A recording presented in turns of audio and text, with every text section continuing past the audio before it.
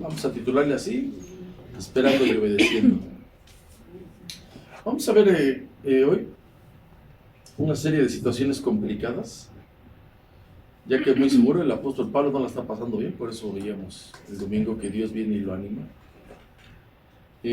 Va a ser resguardado por tremenda turba de religiosos, pero la cantidad de soldados es completamente exagerada. Sobre casi 500 elementos le van a custodiar de Jerusalén a Cesarea, porque ahí va a ser enfrentado, el que lo va a juzgar es el gobernador, cosa que está raro. No son los gobernantes, estos son los jueces, pero aquí la era todo lo oeste. Entonces, hermano, vamos a regresar al versículo 23. Voy a leer todo, 23 al 28, dice así, 23. Llamando a 2 centuriones, mandó que preparasen para la hora tercera, 9 de la noche, 200 soldados, 70 jinetes y 200 lanceros, o sea, 470 elementos, que fuesen hasta Cesarea, sigo leyendo, 24, y que preparasen cabalgaduras en que poniendo a Pablo le llevasen en salvo a Félix, el gobernador. Y escribió una carta en estos términos, 2 puntos, ¿cómo son los políticos? Claudio Lisias, al excelentísimo gobernador Félix, salud. A este hombre aprendido por los judíos que iban ellos a matar, lo libré, yo acudiendo con la tropa, habiendo sabido que era ciudadano romano. Ayúdame con 28, por favor. Y queriendo saber la causa por la que le acusaban, le llevé al concilio de ellos. Vamos a hacer una serie de mentiras hoy el domingo. Bien. La sede del gobierno romano, o sea, donde estaba la judicatura, o sea, donde daban la justicia, aquí se encontraba en Cesarea de Filipo, que era donde precisamente era la residencia del gobernador Félix, y era lo que le llamaban el pretorio. O sea, te llevaron al pretorio, acá dirían te llevaron a Los Pinos, donde vivía el presidente, o hoy aquí es Palacio Nacional, es, para que se entienda, la casa de gobierno. Ahí llevaron al apóstol Pablo, a la casa de gobierno que está en Cesarea. Este palacio de gobierno fue construido por Herodes el Grande, que era para impartir justicia, pero vamos a ver que no, que también allá siempre ha habido transacciones. El comandante de este asunto era de la jurisdicción de Jerusalén, y aquí está su nombre, Claudio Lisias, y escribió como buen político una carta oficial en la que naturalmente omitió una serie de cosas y de esos detalles que muchos no dicen. Y entonces ellos dicen que habían pensado azotarlo y lo azotaron. Y entonces aquí dicen ellos que no lo azotaron porque era ciudadano romano, primero lo azotaron y luego le preguntaron.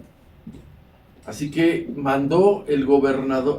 le mandó al gobernador con este preso llamado Saulo de Tarso o Pablo, con el detenido, una escolta pero considerable, 200 soldados, 70 jinetes, 200 lanceros, casi 500 efectivos. Y ojo, nada más están cuidando a un predicador. No están cuidando un capo, no están viendo que él sea el líder del cártel de Jerusalén, nueva generación, no es. ¿Y cuál es el delito del apóstol Pablo? Que creía en el Señor Jesucristo, le servía, creía en la obra del Señor Jesucristo y por eso está siendo detenido. Y vea, ¿con cuántos? 470 elementos. Vamos a bajar a versículos 23. Dice, llamando a 2 centuriones, vea, todo lo que ya pasó, ya vimos que iban a hacerle un complot. 2 centuriones mandó que preparasen para la hora tercera, 200 soldados, 70 jinetes, 200 lanceros, para que fuesen hasta Cesarea. Me ayuda con 24, por favor. Y que preparasen cabalgaduras en que poniendo a Pablo le llevasen en salvo a Félix, el gobernador. O sea, no iban a caminar, iban a ir en un cuaco. Y escribió una carta en estos términos. Bien, llama la atención ni cuando aprenden a un narcotraficante mandan tantas personas, casi 500 personas para resguardar a un hombre inofensivo. Que dijeran, no es que sea el apóstol Pablo, si era violento, era de los que le agarraba y decía, fórmense para no cansarme, y los medio mataba. Ahora que fue la aprehensión de Nicolás Maburro, no sé si Si ahí la llevaban en cuestión de elementos, tal vez sí, pero el apóstol Pablo era un indefenso hombre, palabreros les decían allá. Cuando fue la aprehensión del Señor Jesús, nomás para que vea cómo los del Sanedrín hacen las cosas en grande, hay gente que les gusta hacer las cosas en grande, estos están así. Cuando fue lo del Señor Jesús también, sobre 400 personas lo fueron a buscar. Vamos a Juan, capítulo 18.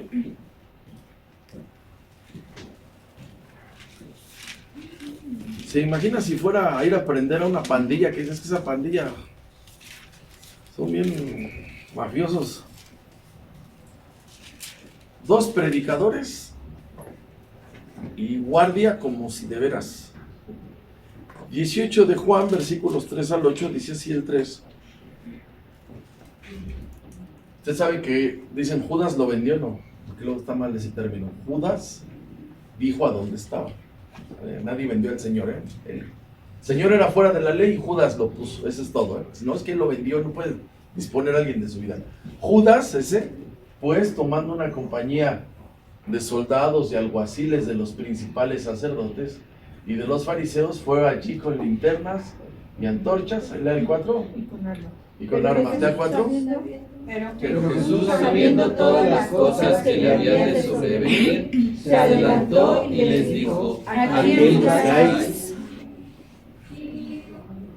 Y le respondieron a Jesús Nazareno. Jesús les dijo: yo soy, y estaba también con ellos Judas, el que le entregaba. Siguiente, por favor. Cuando les dijo: yo soy, retrocedieron y cayeron en tierra. Aquí justifican. Ya sabe que hay lugares donde manifiestan una señal de que las personas caen, y de aquí lo manifiestan que el Señor tiraba a la gente. Entonces, vinieron por él, pero él dijo: yo soy, y cayeron a tierra. Pero cuando se levantaron, todos esos mafiosos siguieron siendo los mismos. Lo mismo pasa en las congregaciones, se caen, y cuando se levantan no hay transformación, siguen siendo los mismos mentirosos. Bien, sigo leyendo. Dice: volvió pues a preguntarles: ¿a quién buscáis? Y ellos dijeron: a Jesús Nazareno. Lea el último, 8.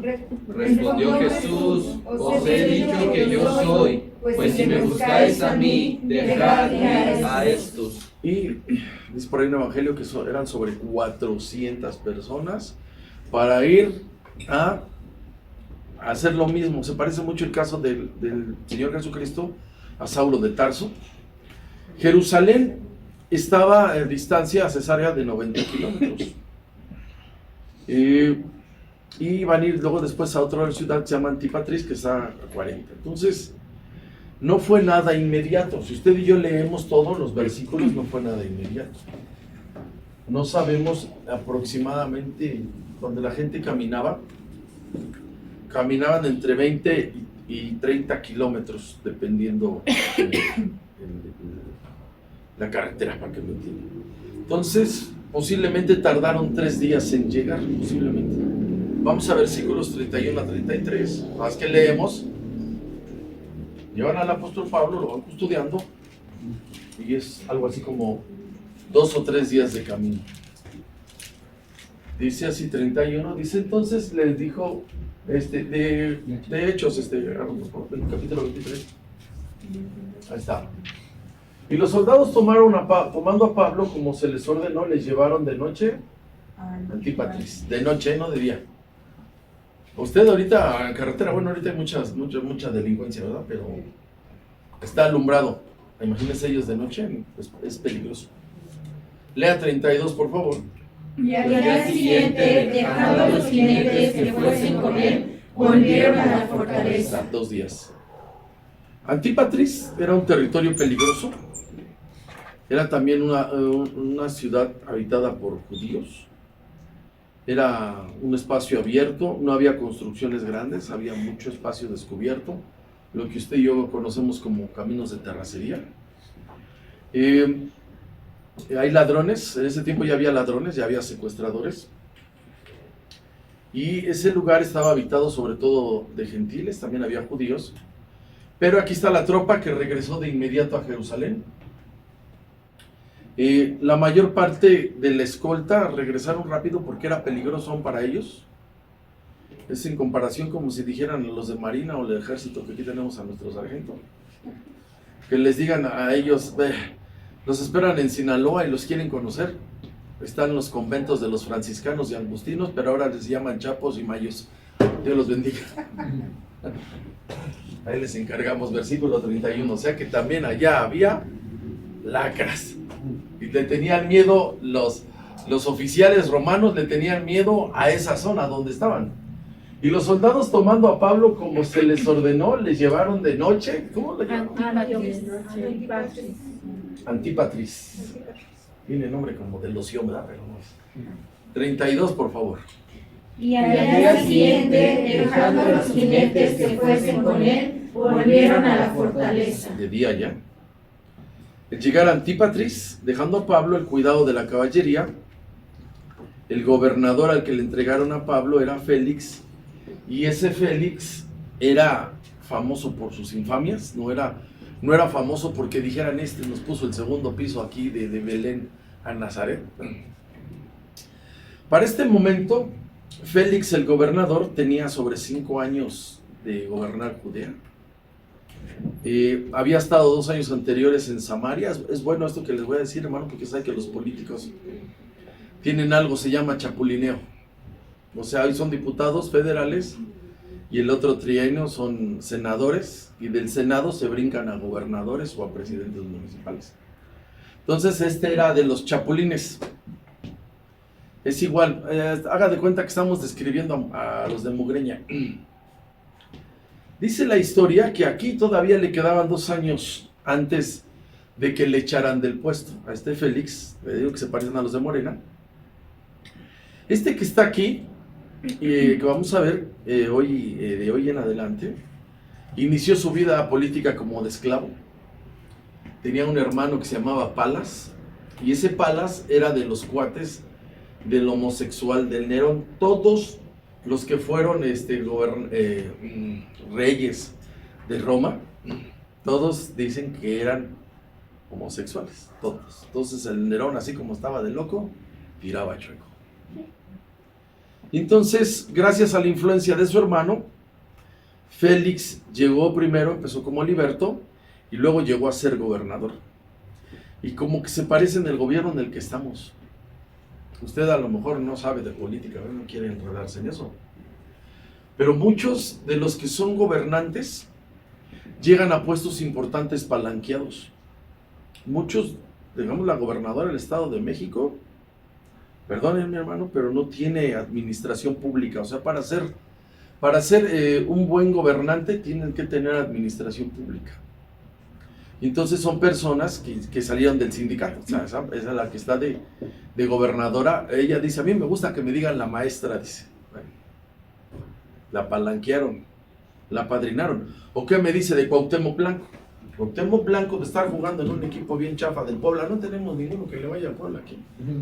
Porque ya con todo lo bajo que hemos caído de tener atlantistas, necaxistas, y ahora llegó un Toluco, Dios nos quiere hablar de una manera.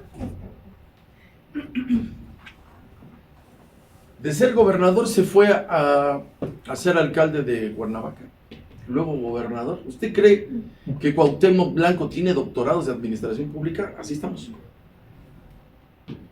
Entonces muchos de los diputados locales, o lo que les llaman aquí en la CDMX asambleístas, ¿sabe de dónde sacan algunos?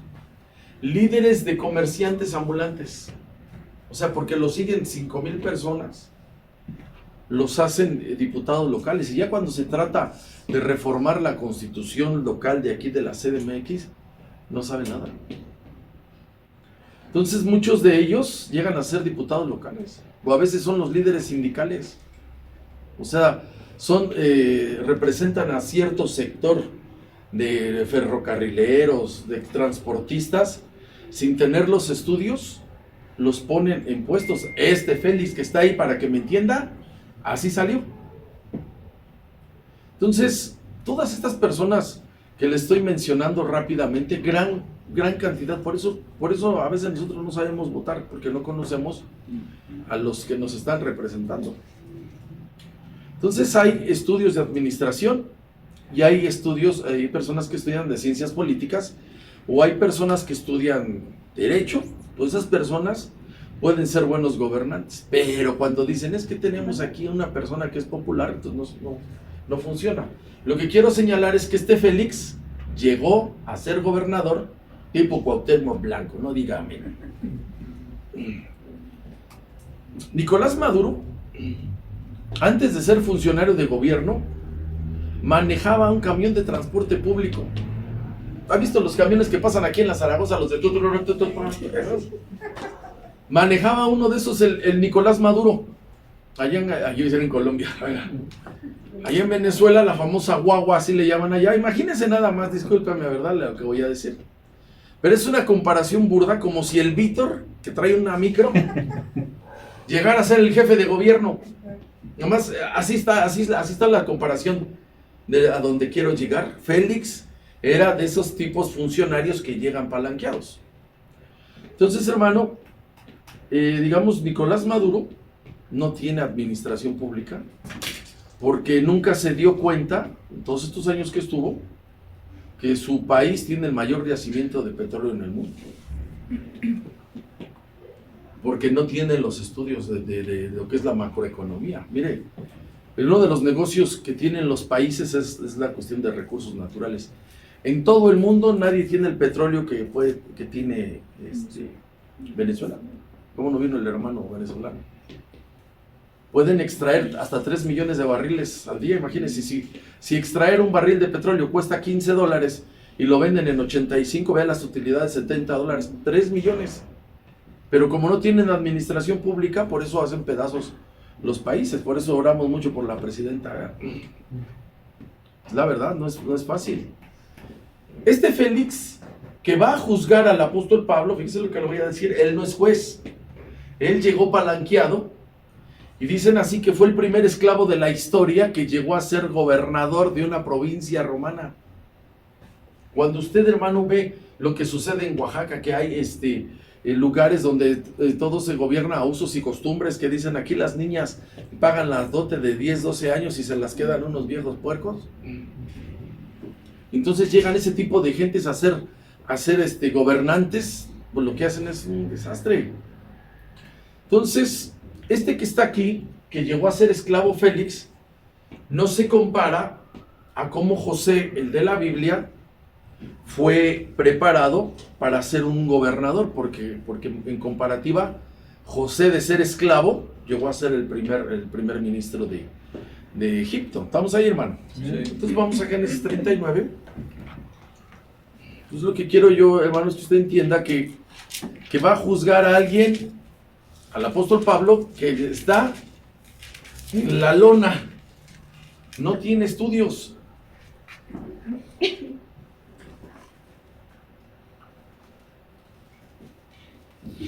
Dice Génesis 39, versículo 20. José traía la gracia de Dios, Dios traía un plan, y Dios lo iba a colocar un día en Egipto sin ser Dios tan claro con ellos, con Abraham, con Isaac, con Jacob y ahora con José.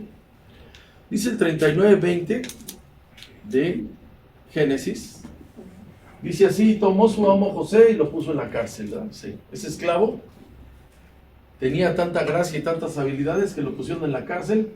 Y mire dónde lo pusieron, donde estaban todas las ratas de cuello blanco. ¿De quién? Del rey, así. Y estuvo allí, ¿en dónde? En la cárcel. José, siendo esclavo, aquí empezó a escalar. Entonces lo que quiero mencionar a comparación del Félix. Entonces aquí está, empezó a escalar. ¿Sale? Lea 21, por favor. Pero Jehová estaba con José y le extendió su misericordia y le dio gracia a los ojos del jefe de la cárcel. Qué palabras que hacen el cambio completo, ¿verdad? Un esclavo que tiene la gracia de Dios y empieza a escalafonear por la gracia que él tenía. Sigo leyendo 22. Y el jefe de la cárcel entregó en la mano de José el cuidado de toda la bola de ratas que estaban trabajando en Egipto, los precios que había en aquella prisión y todo lo que se hacía allí. ¿Qué dice? Él coordinaba la lavandería, la cocina, él coordinaba que la fajina no fallara, él coordinaba todos. No sabemos si había business, ¿verdad? Pero a lo mejor todo lo hacía José. 23, por favor. No necesitaba tener el jefe de la cárcel cosa alguna de las que estaban al cuidado de José, porque Jehová estaba con José y lo que él hacía, Jehová lo prosperaba. Aquí está Dios escalafoneando a un esclavo. Pero Dios lo va a llevar, hermano, usted sabe que lo va a llevar a ser el primer ministro de Egipto. Sigo leyendo 41. Y aquí empieza la promoción de José. Él desde joven, siendo muy joven, unos 17 años, tenía la capacidad de tener visiones espirituales, nada más que por la falta de experiencia no las podía clarificar. Pero Dios, como no tiene prisa, esperó un tiempo y José empezó a desarrollar esas áreas espirituales, que es lo que lo van a catapultar a ser el primer ministro de Egipto. Dice, aconteció después de estas cosas que el copero del rey de Egipto y el panadero ¿qué hicieron? Ya como pura rata del gobierno, ¿qué hicieron? Delinquieron. Hicieron business, ¿verdad? El uno el pastelero y el otro el copero, y no sé si metieron unas cajas de pomos o costales de harina, no sé, porque ya había pasteles allá en Egipto y payasos, por si no. Estos delinquieron y llegaron ¿a dónde, hermano? A donde estaba José. Lean 2, por favor, 42. Y se enojó Faraón contra sus dos oficiales, contra el jefe de los coperos y contra el jefe de los panaderos. Hicieron business y se les cayó el camino. 3. Y los puso en la prisión, en la casa del capitán de la guardia, que este es el Potifar, en la cárcel donde José, ¿qué estaba? Dios ya sabe que Dios todo lo tiene conectado. 4, por favor. Y el capitán de la guardia encargó de ellos a José, y él les servía, y estuvieron días en la prisión. Ahora fíjese lo que le voy a decir. José, seguro él fue capacitado en Egipto, en la cárcel, con todas estas lacras, porque ellos saben cómo se mueve el país. Por eso cuando cae uno de esas lacrotas ahí, ellos saben cómo se mueve el asunto, y ellos son los que dicen, la bolsa va a ganar, la bolsa va a perder. Aquí está haciendo José su universidad, es la gran diferencia. Por eso cuando viene el sueño del faraón, el José ya tiene todo conectado. ¿Están ahí? 45 dice, así lo leo. Dice, y ambos, tanto el copero como el panadero del rey de Egipto, estaban arrestados en la prisión porque hicieron business, seguro. Y aquí empieza el asunto, ya empieza Dios a promover. Tuvieron un sueño, cada uno con su propio sueño, una misma noche, cada uno con su propio significado. Bueno, nada más voy a eso, hasta ahí nada más. Vea la diferencia de un hombre espiritual, de un hombre que Dios llama, que Dios tiene un plan con él, que aunque es esclavo, Dios lo va a llevar hasta allá. El Félix no es nadie. Félix no es nadie, y entonces le toca hacer justicia al apóstol Pablo, donde lo están culpando, hermano, de algo que no tiene, que no tiene jurisdicción. Bien, el historiador latino Tácito escribió de esto del gobernador Félix. Dice, ejercía las prerrogativas de un rey, pero con el espíritu de un esclavo. Y voy a tratar de ser, hermano, lo más inteligente que pueda. Usted sabe, hermano, que cuando Dios saca al pueblo de Egipto, tenía que cambiarles el chip, porque los israelitas eran esclavos. Entonces el Señor los quiere hacer príncipes. ¿Usted cree que es fácil eso, hermano? Mire, con todo respeto. La escuela tiene muchas cosas buenas. Una de esas es que te ubica. Los que estudian leyes les dan números para que sepan cobrar, digan amén. Y los que estudian números les tienen que enseñar algo de leyes para ubicarlos. Entonces, las personas que no estudian no tienen una capacidad de ninguna forma. Por eso le digo que cuando llegan a ser asambleístas, líderes de vendedores ambulantes o los sindicalistas, ellos son grillos. Ellos no estudiaron administración pública, que es lo que se necesita. Entonces, hermano, con todo respeto, la comparación está burda. Un esclavo no tiene conocimientos. Entonces, por eso cuando el Señor los saca a los judíos de ser esclavos, les costaba trabajo entender que Dios los iba a llevar a una tierra Les dijo, ¿dónde fluye qué? Leche y miel. ¿Ustedes se imaginan llegar y abrir la llave y decir, ahora quieren su leche? ¿O no? Bueno, que digan, fluye la leche y qué. Y miel. Traigo aquí 2 llaves, en una sale la leche y la miel. Vean, Dios los quería llevar, pero ellos traían una ideología de esclavos. Estamos ahí. O sea, el Félix gobernaba, pero dice aquí el que lo está destazando, que él gobernaba con una ideología de esclavo. ¿Por qué cree, hermano, que nosotros tenemos dificultades con el gobierno? No sé, hermano, usted debe saber. Usted debe saber, hermano, quién lo gobierna y por quién va a votar. Porque ellos con su ideología nos quieren llevar a un lado.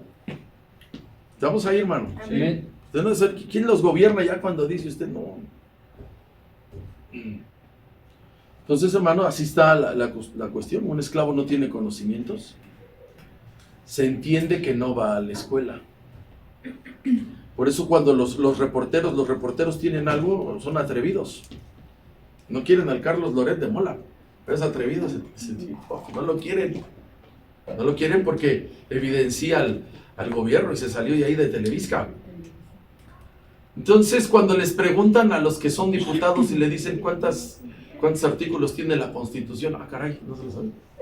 Y me podría decir que dice, por ahí me cotorrea un abogado, el artículo 127 y medio me lo dijo, le digo, y el artículo 123, no, dígame que está ahí por Valderas y ya con eso me la... Entonces no saben de qué se trata. No agarraron al Cuauhtémoc Blanco jugando, se llama Pavel. Estaban en plena sesión para llevar una ley y entonces él tuvo falta pero se conectó jugando, ¿verdad? Nomás para que vean las cosas. Y dicen, ¿y votaron por ellos? Muchos votaron por ellos. Porque ese mono es carismático, sí. La verdad, ya ve que los americanistas tampoco razonan mucho. No hay ni uno aquí hoy en esta noche. Se percibe la presencia. Entonces, este que está aquí, este Félix, ya traía 3 matrimonios, 3 princesas, o sea que era medio pillo.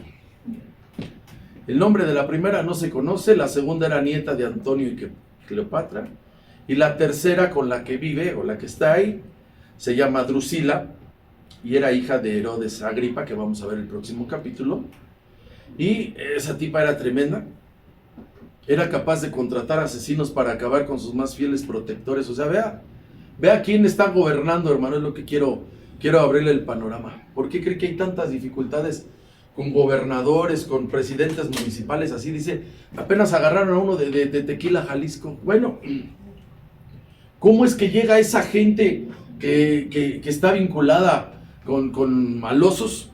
Llegan palanqueados.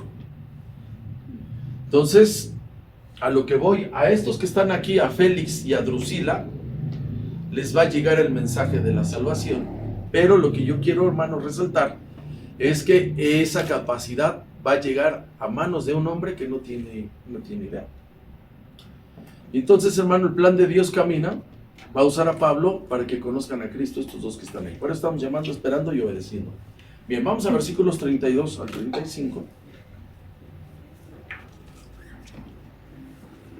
Ya lo llevaron allá, lo van a llevar. Uno podría decir que es importante, sí es el gobernador, pero ya le describí que tenía tal vez su 3er semestre de preprimaria, que lo fue a comprar a Santo Domingo, dicen. Ay, los de la generación Z ni saben qué. Dice, al día siguiente, dejando los jinetes que se fuesen con él, volvieron a la fortaleza, lo dejaron, se regresaron de inmediato. Lea 33, por favor. Cuando aquellos llegaron a Cesarea y dieron la carta al gobernador, presentaron también a Pablo delante de él. Él no es juez, hermano. Es el gobernador. O sea, si hubiera un delito ahorita no vamos con la presidenta. Te llevan a una fiscalía. Y esa fiscalía te va a asignar un juez de control. Y ya empieza el asunto. Entonces le están llevando al apóstol Pablo, un gobernador que no sabe nada. Siguiente. Dice, y el gobernador, leída la carta, preguntó de qué provincia era, ya habiendo entendido que era de dónde. De Cilicia. Es una pregunta normal. ¿De dónde eres? del agrícola, gloria a Dios. 35. Le dijo, te oiré cuando vengan tus acusadores, y mandó que le custodiasen en el pretorio de Herodes. No tengo ganas ahorita. Voy a echar mi champurrado hoy. Luego te atiendo, le está diciendo, luego te atiendo.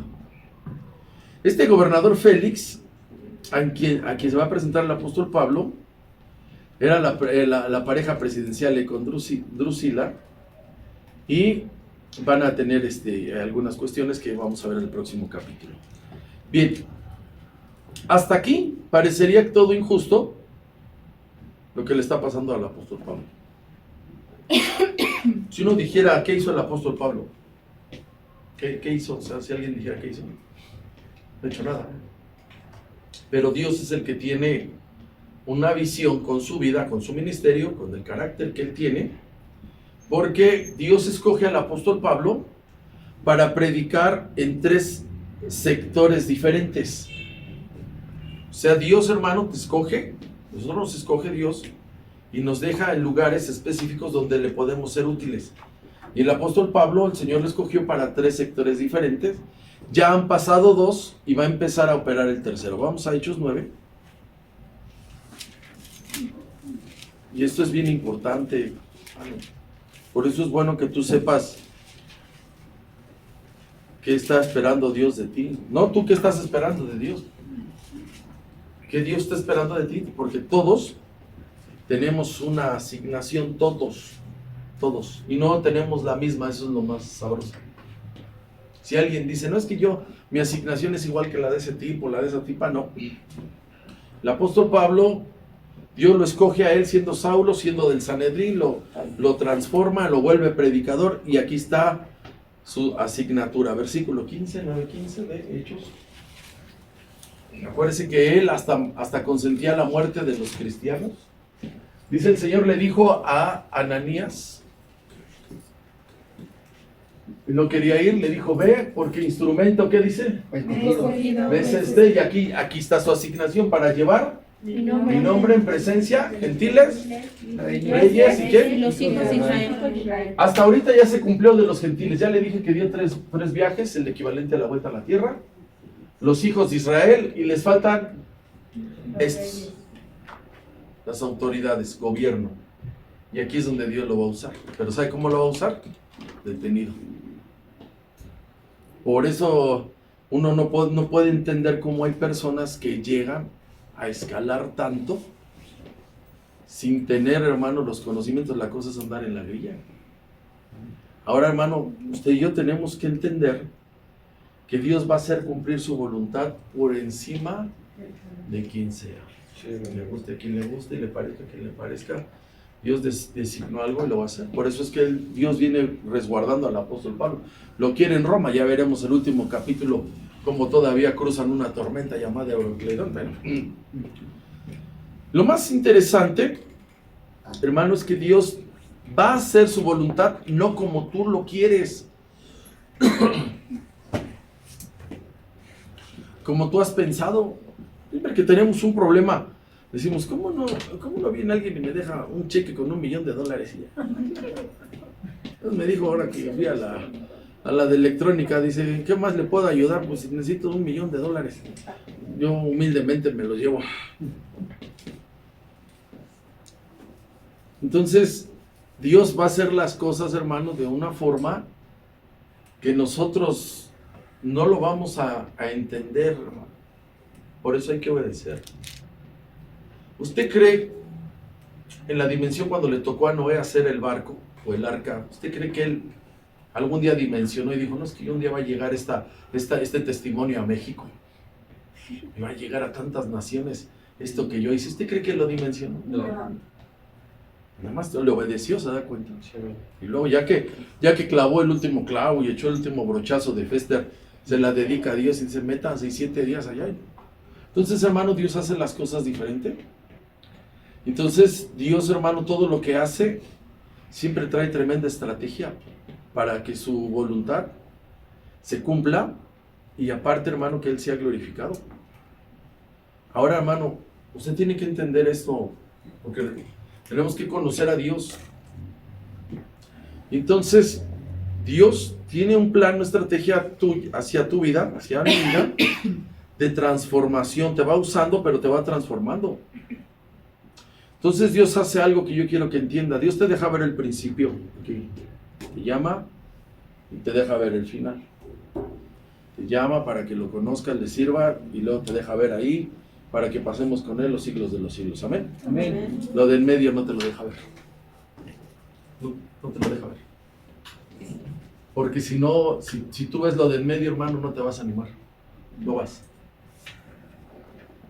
Porque en medio está la transformación. Dios le dio tremendas promesas a Abraham. O sea, cuando Dios llama a Abraham, Abraham tenía su fe, ¿sí? Como todo se debilitaba.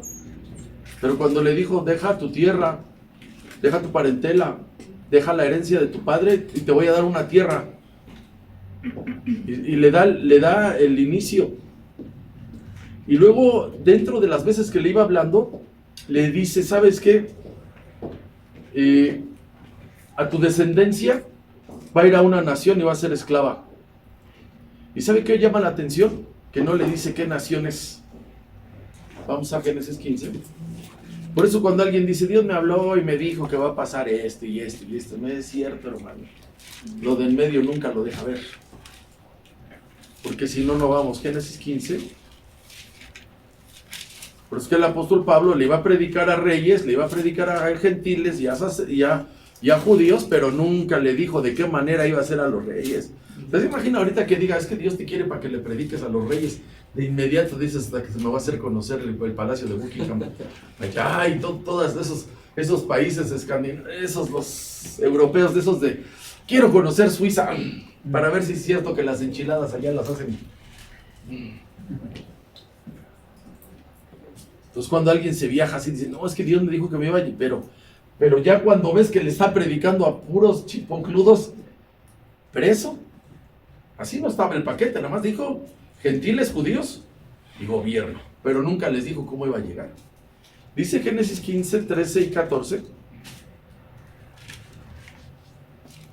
Dios le da el plan a Abraham, mira, te requiero aquí, te requiero allá. Y le dice así.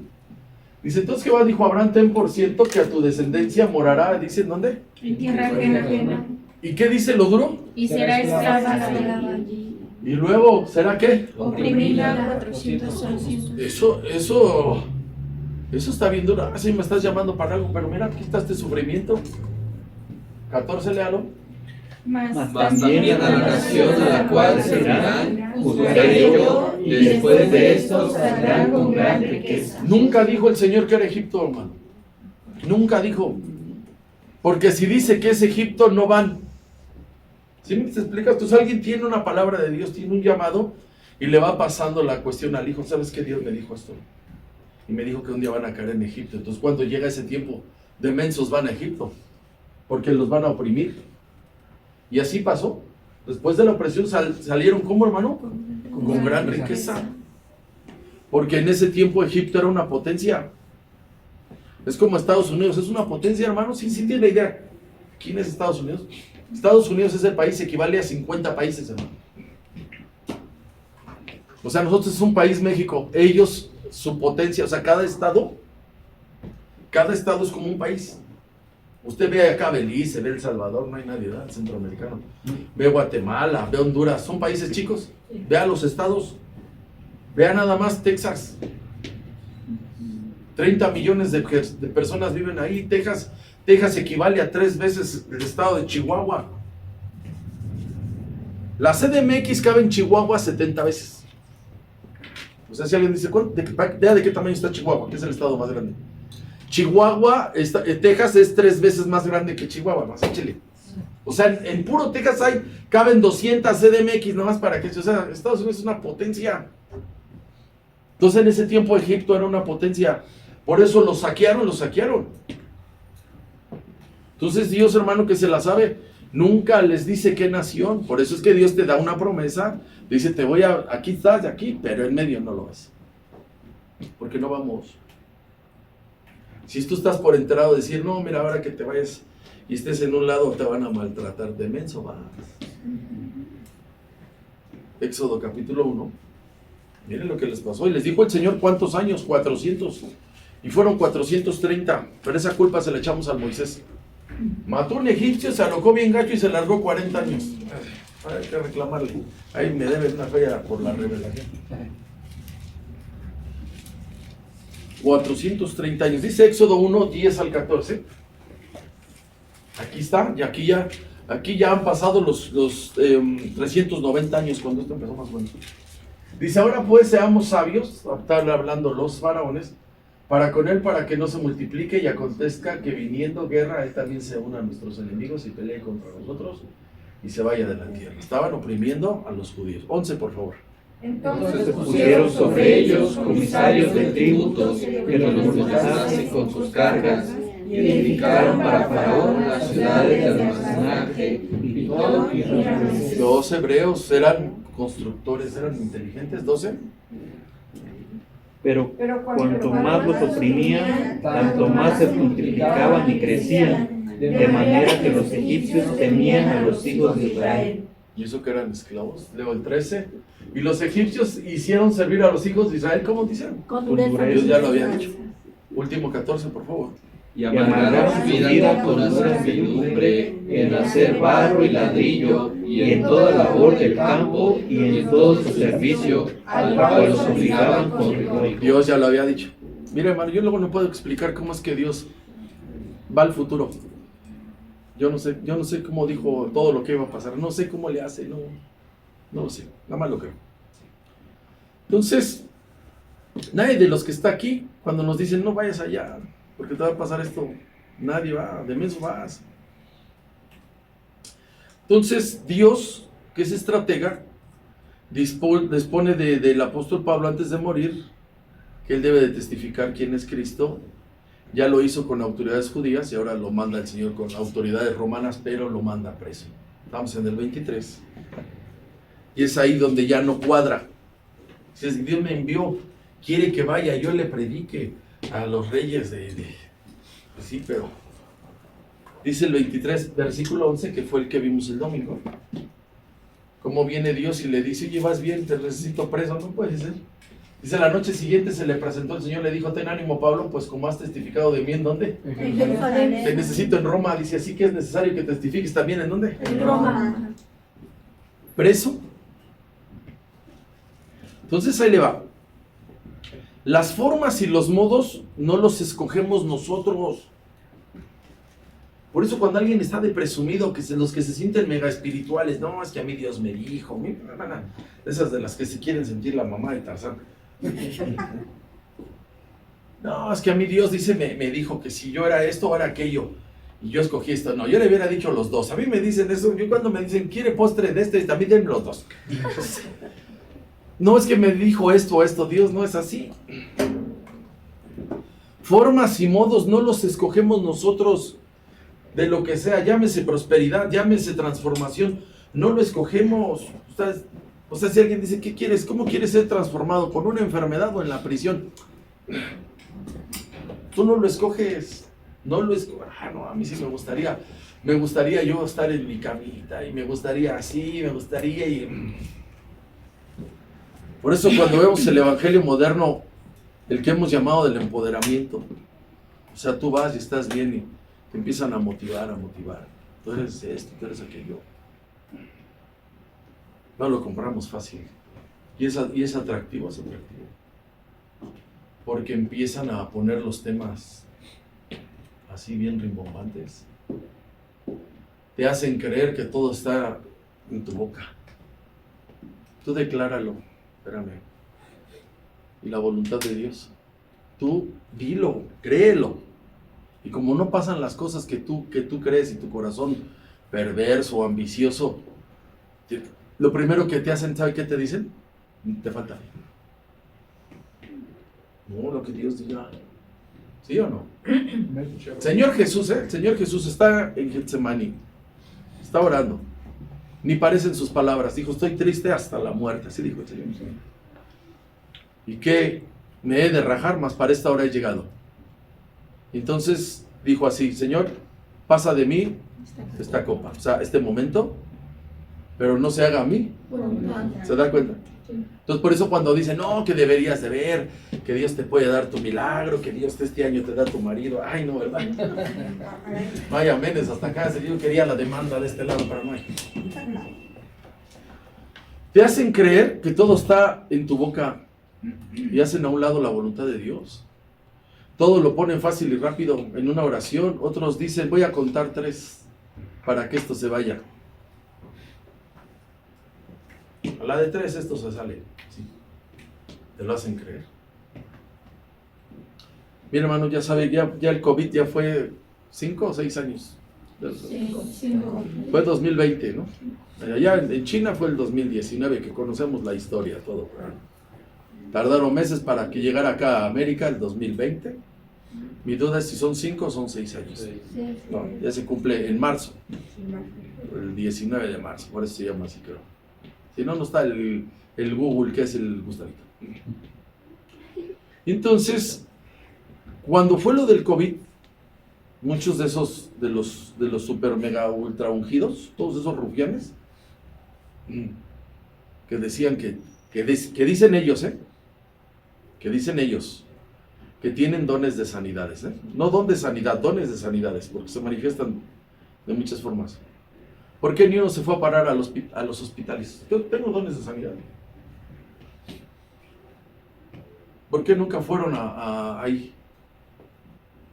¿Por qué siempre que ellos quieren hacer actividades, las quieren hacer en sus lugares, con su infraestructura? Yo digo siempre, ¿no será más fácil para no gastar tanto que ahorita dicen, van y hablan con el director de la clínica 25 y le dicen, ¿me deja pasar a orar por los enfermos? ¿No será eso más barato que decir, no es que vamos a rentar un auditorio y necesitamos esto? Entonces, hermano, siempre es bueno saber cómo Dios, hermano, trabaja con el hombre. Entonces a veces los hombres no entienden esto. Por eso es que a veces traemos choque con muchos, porque no entienden esto. Dios tiene todo separado. Dios no revuelve. Fíjense lo que le voy a decir. Aquí en la Biblia hay reyes, son los políticos. A ellos les toca impartir justicia en lo civil. Todos los políticos que ve aquí eran ricos, hermano. Todos. Saúl tenía. David tenía. Salomón tenía. Y toda la línea de los nietos de David tenían, eran ricos. Todos. Eran ricos, hermano, Eran ricos. No eran personas que ahí la iban pasando. Entonces viene aquí la revoltura. Dios tenía a los sacerdotes. Ellos les toca el gobierno, les tocaba el gobierno de lo moral. Administraban lo espiritual, vivían de los diezmos y de las ofrendas. Ellos no vivían de los impuestos que pagaba el gobierno, porque el habitante, cuando le dijeron que descabezara al Goliat, dijeron que le iban a dar a una de sus hijas, ¿no? De ahí le dieron a la Mical, la de allá, ¿no? A la Mical de allá se la dieron al David. Y dijeron que no los iban a exentar de impuestos. Entonces está bien separado todo. El pueblo normal tiene que llevar su diezmo y su ofrenda. Dios tenía separado el asunto. Y Dios, hermano, tiene a los empresarios. Abraham, Isaac y Jacob eran empresarios. ¿A qué se dedicaban? Eran ganaderos. Ya vimos el domingo cómo le bajaron a Labán, le bajaron las hijas y le bajaron el billete. Se llama transferencia, pero ni modo. Ahí me deben una feria. Hombres ricos, ¿se da cuenta? Entonces son empresarios, son políticos y están los sacerdotes. Entonces en este tiempo en el que estamos viendo, Dios tiene apóstoles y profetas y ellos son hombres sufridos. Ninguno era rico, ninguno se vea adinerado de los que son apóstoles y profetas aquí en la Biblia. Aquí. Estoy hablando aquí en la Biblia, porque los que están aquí afuera, esos sí son ricos. Y usted los ve con ciertos límites. Samuel no se vio opulente, Elías no se vio opulente, Eliseo estuvieron en medio de tremendas hambrunas, hermano, que se comían el estiércol de las palomas, nada más échele. Sí. Porque usted dice, le pegué esta semana al huevo 2 o 3 veces. Yo cuando llego a un restaurante, huevo en mi casa y huevo aquí. Oh, a mí tráigame una carne asada. Los ves sufridos. Por ahí Eliseo lo quisieron sobornar y dijo, no vamos a agarrar nada de los asirios. Ezequiel, Daniel, Isaías, Jeremías, ninguno se ve adinerado. Tal vez un poco Daniel, pero porque funcionaba como gobernante de Babilonia y luego trabajó con los medos y los persas. Todos los profetas que ve de menor rango, como Micaías, Natán, los 12 que está ahí, ninguno se ve acomodado. Ninguno, usted no ve ninguno que diga, no, este se ve. Y entonces, hermano, para servir a Dios y no corromperse, porque aquí está la cuestión, tú tienes que entender que este trabajo así fue.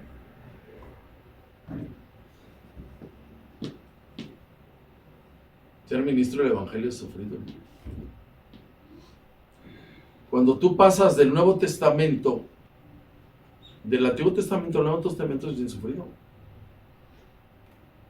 Cristo, hermano, tan grande como Él es, yo no sé qué le vio cuando llamó a unos, que le dijo a uno, las zorras tienen guaridas, tienen su casita. Las aves tienen sus ¿qué? Sus nidos, tienen su casita. Y yo no, dice. Yo no tengo dónde recostar, dice. No es que no tuvieran dónde vivir. Dijo, él está diciendo que él no tiene bienes materiales. O sea que no tiene nada a su nombre. Pues por eso, hermano, cuando vemos la Biblia, sí tenemos que separar las cosas. Pedro y Juan fueron a la oración y no traían dinero. Vamos a Hechos 3. No traían dinero. Usted vino a la iglesia y por lo menos trajo su pasaje y para sus papas. Amén.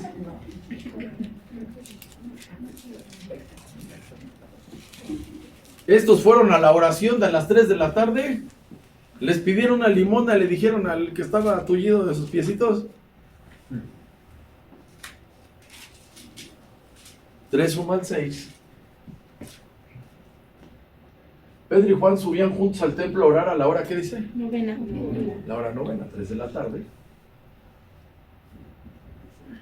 La hora de la oración. Lea el 16, por favor. El 2, por favor. 3, 2.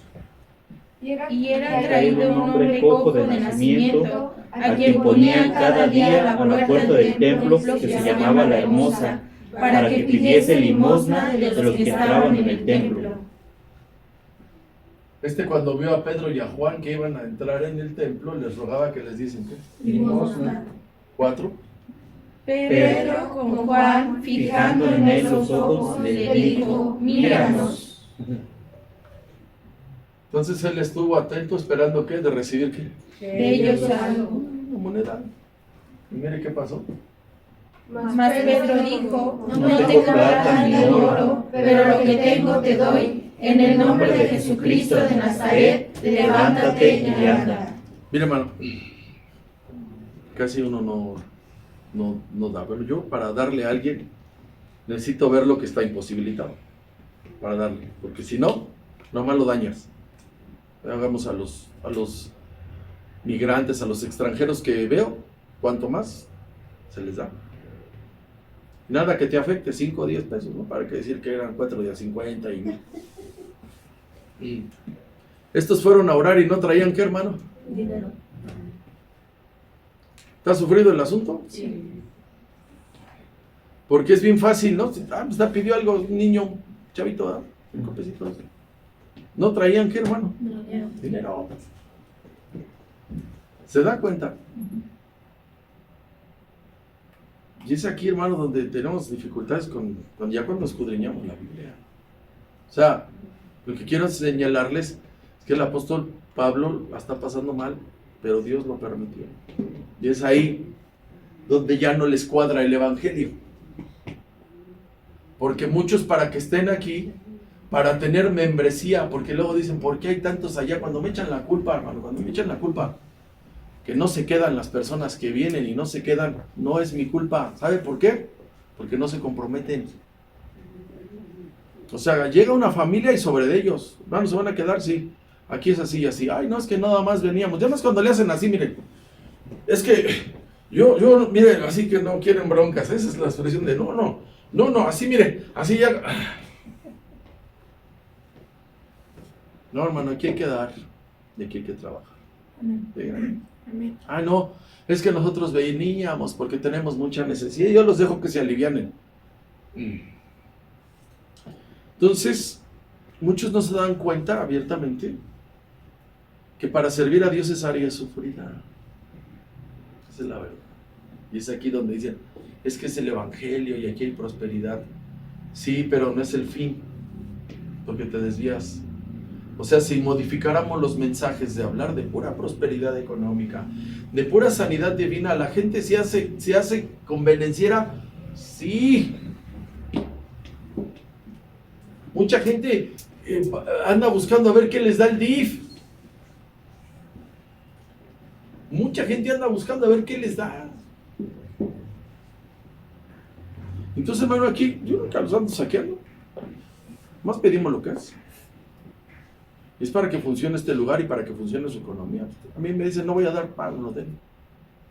Habrá alguien que dice, hermano, sí, para tal fecha, Dios lo va a bendecir. Señor Jesús, que le sobra tanto, mira, se me vino el tiempo encima. Señor Jesús dijo así, que la obra es mucha y los obreros, ¿qué? Pocos son pocos. ¿Por qué cree que son pocos?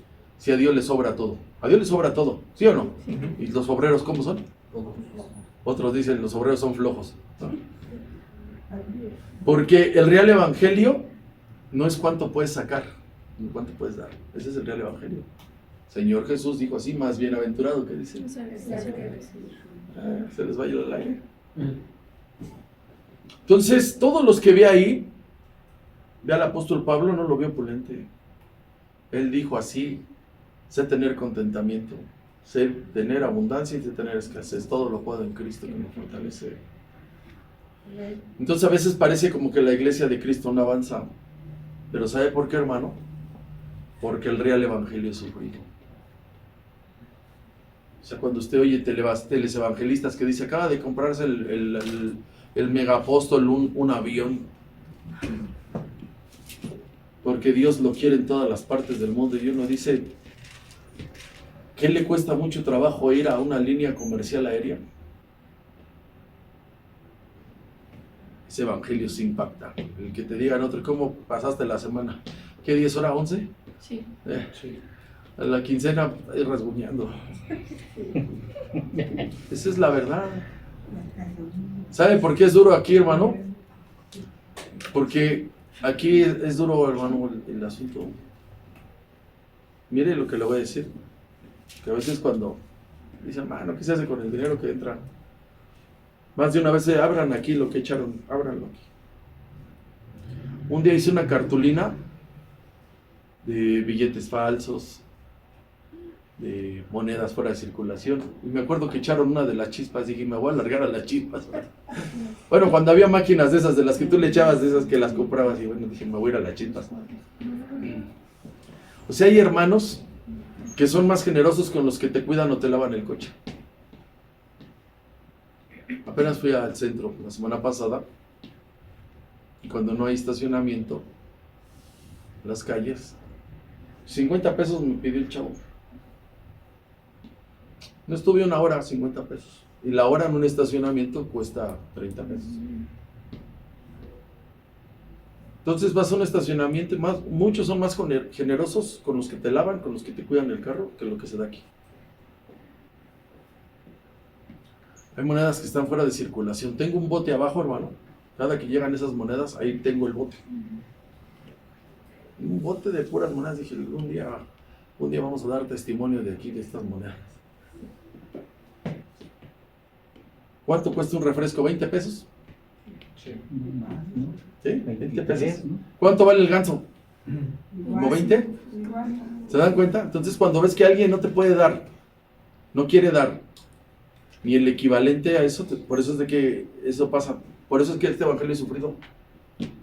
Por eso muchos no le entran. Porque aquí no hay nada seguro. Pues es aguantar eso, hermano, más las calumnias.